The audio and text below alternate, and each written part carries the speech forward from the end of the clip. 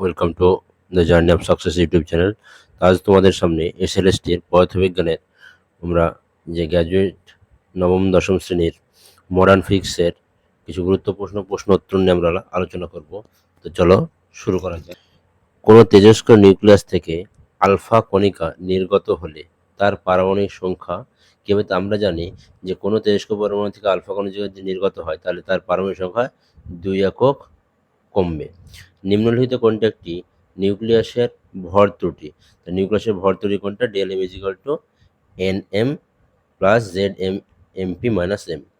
তার এটা মৌল দেওয়া আছে আর যার ভর সংখ্যা 226, পারমাণবিক সংখ্যা 288। এখান থেকে এটা নিউক্লিয় বিভাজন হয়েছে, বিভাজন হওয়ার পর কি উৎপন্ন হয় বলেছে? তো আমরা কিন্তু আর ইউ 222 এবং 86, কারণ এখানে একটা আলফা কণা বেরিয়েছে, আলফা কণার সঙ্গে 4 একক আর 2 একক কমে।